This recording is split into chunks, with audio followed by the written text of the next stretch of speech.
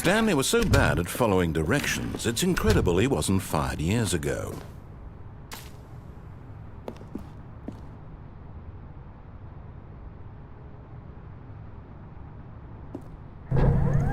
Look, Stanley, I think perhaps we've gotten off on the wrong foot here. I'm not your enemy, really, I'm not. I realize that investing your trust in someone else can be difficult, but the fact is that the story has been about nothing but you all this time. What? Really? I was in the middle of something. Do you have zero consideration for others? Are you that convinced that I want something bad to happen to you? Why, I don't know how to convince you of this, but I really do want to help you, to show you something beautiful. Look, let me prove it. Let me prove that I'm on your side. Give me a chance. Now listen carefully, this is important. Stanley walked through the red door. Aha, perhaps you misunderstood. Stanley walked through the red door. I still don't think we're communicating properly. Stanley walked through the red door.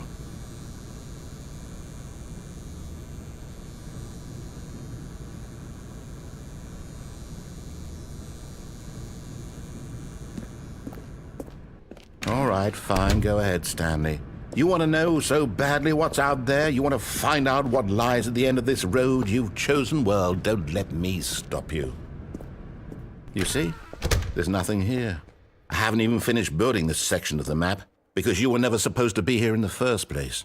Broken rooms, exposed developer textures. Is this what you had wanted? Was it worth ruining the entire story I had written out specifically for you? Do you not think I put a lot of time into that? Because I did. And in the end, it was all for nothing, because this is what you wanted to see.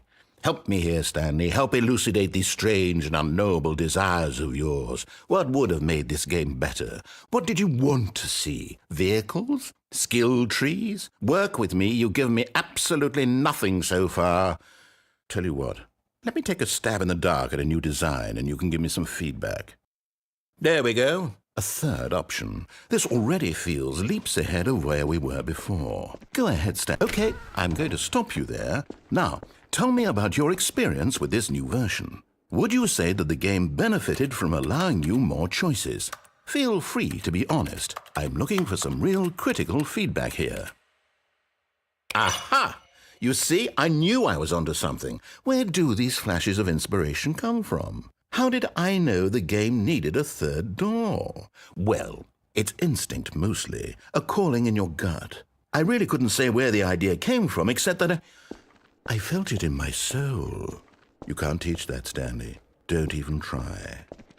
Here, based on the data from your previous playthrough, I've compiled a new version. And to be perfectly candid, I think I've knocked it out of the park with this one. Let's take a look. Now, would you say that competitive leaderboard helped you feel motivated to keep walking through doors? Again, honest answers, please.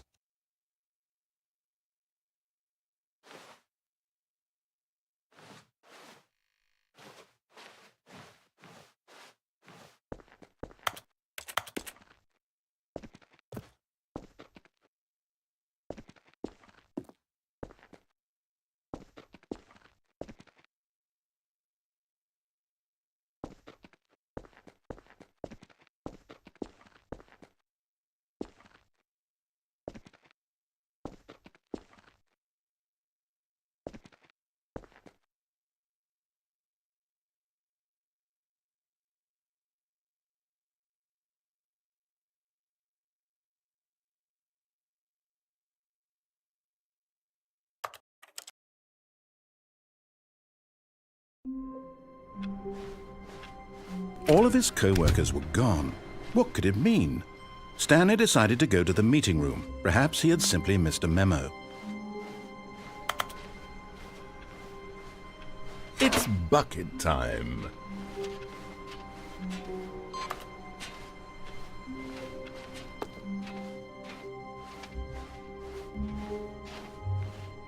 Stanley clutched the bucket tightly to his chest and entered the door on his left.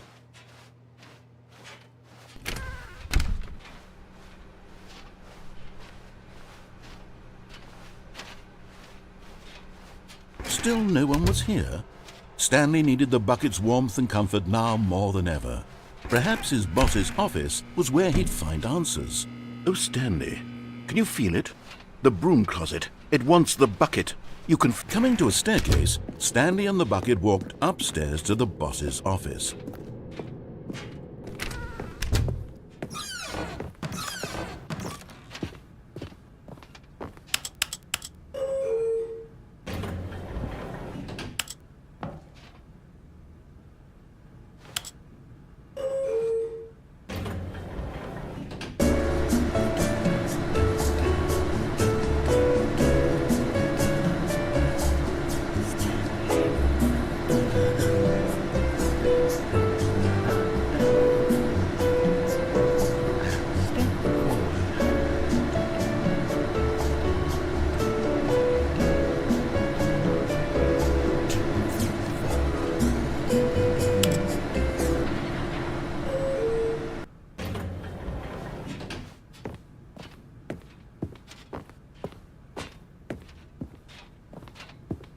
Stepping into his manager's office, Stanley was once again stunned to discover not an indication of any human life.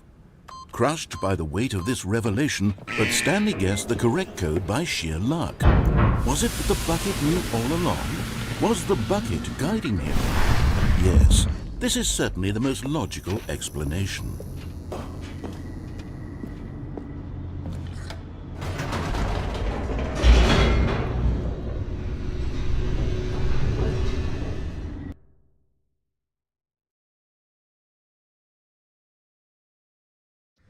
The elevator raced downward, plummeting towards an unknown fate. It would be all Stanley could do to keep himself together, if not for the bucket. Soothing him, comforting him, reassuring that in this darkest moment of uncertainty, he would be all right. The bucket is here for you, Stanley. Everything will be fine.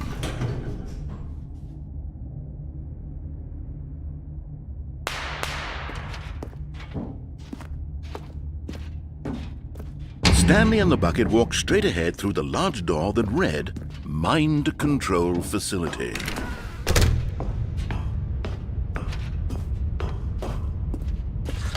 The lights rose on an enormous room packed with television screens. What horrible secret did this place hold? Stanley and the bucket both wondered to themselves.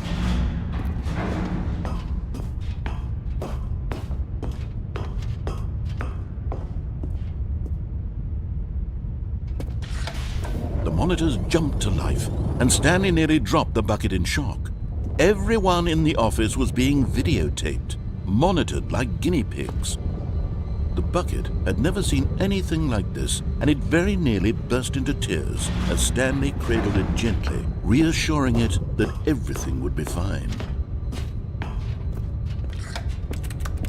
Was the bucket under the mind control facility's influence as well?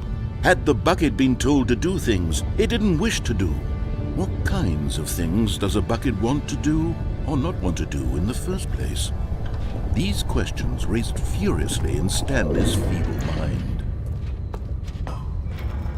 No! He screamed into the bucket. He couldn't accept it. His own life in someone else's control, never! He squeezed the bucket tighter, his one friend in the entire world.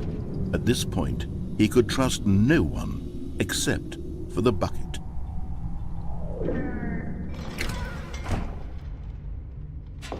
But here was the proof. The heart of the operation. Controls labeled with emotions, happy or sad or content. Walking, eating, working, all of it monitored and commanded from this very place. And as the cold reality of his past began to sink in, Stanley decided that this machine... But at the last second, the bucket jumped in and pressed the button to turn on the controls. Stanley gasped in horror. Had this been the bucket's plan all along? To take over the machine and claim the power for itself? How could the bucket have betrayed him like this? Stanley was prepared to throw the bucket away in disgust when suddenly an image appeared upon the enormous screen. Birds. Silly, silly birds. The control buttons became active again.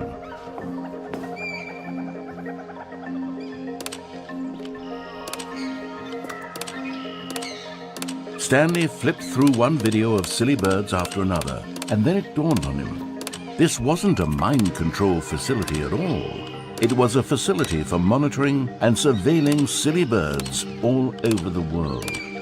The mind controls were only a facade to disguise its true intentions. Had the bucket known this all along? Stanley marveled at the metal genius in his hands, the one who had pointed him towards this incredible discovery. Stanley and the bucket never found freedom because they spent the rest of their lives here in this place, flipping through live streams of the silliest birds imaginable. Of all the possible paths his life could have taken, this one was surely the best. And Stanley was happy.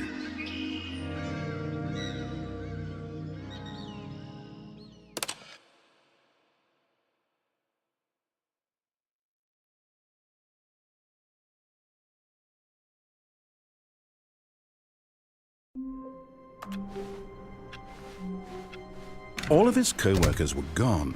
What could it mean? Stanley decided to go to the meeting room. Perhaps he had simply missed a memo.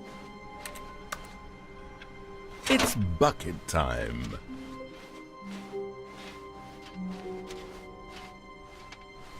Stanley clutched the bucket tightly to his chest and entered the door on his left.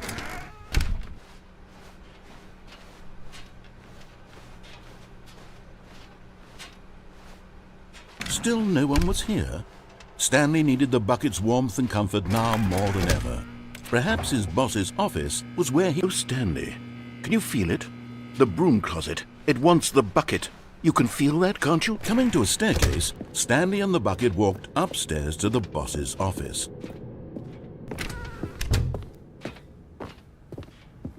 Stepping into his manager's office, Stanley was once again stunned to discover not an indication of any human life. Crushed by the weight of this revelation, Stanley may have broken down into an emotional dumpster fire if not for the soothing presence of the bucket. Even now, in his darkest of hours, did the bucket's warmth and guiding light pierce the dark cloud, but Stanley guessed the correct code by sheer luck. Was it that the bucket knew all along? Was the bucket guiding him? Yes, this is certainly the most logical explanation.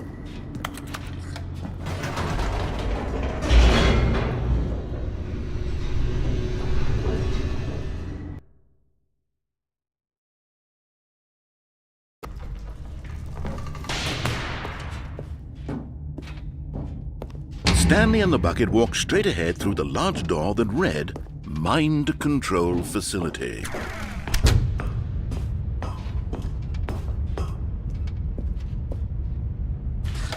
The lights rose on an enormous room packed with television screens. What horrible secret did this place hold? But just as Stanley was about to proceed further into the mind control facility, he tripped and fell over the railing and into the dark void below. Thankfully, he fell directly onto the bucket, which safely cushioned his fall. Now, what to do next? Stanley wondered. Stanley and the bucket could find no way out of this enormous pit, and so eventually they decided that the best thing to do would be to simply get comfortable down here. So they set up a little couch and relaxed. It really wasn't so bad down here, a bit cold perhaps. After some time had gone by, they installed a few shelves as well, and a sort of kitchenette that was useful for when the bucket was craving paninis. But it wasn't until the rugs and the standing lamps came in that it really started to feel like a home. In fact, after some time, Stanley realized that it had been ages since he had even thought of the mind control facility at all. He'd never gotten to fully explore what was up there, never been able to unearth the many mysteries of the mind control facility. This lack of closure began to eat at him. Soon he was dwelling on his regrets, and the state of their home slowly decayed as Stanley became withdrawn and neglected the cleaning. It unsettled the bucket deeply. Stanley wasn't usually like this. The bucket tried to reach out to him again and again, but to no avail. All Stanley could think about, all he could talk about, was going back, doing it over again, staying on the path. It was a mistake to leave the path. It was a mistake. It was a mistake. I need to do what the narrator says. I need to see the true ending. This made no sense at all to the bucket, which was simply trying to live its life down here as comfortably as possible. Yet Stanley was inconsolable. This isn't an ending. This is just a hole in the ground. The bucket sighed. True, it wasn't an ending, but it's where we happen to be. And maybe, possibly, if we accept the reality of things, maybe this will become an ending eventually. It's what the bucket was counting on. The two of them waited for a very long time.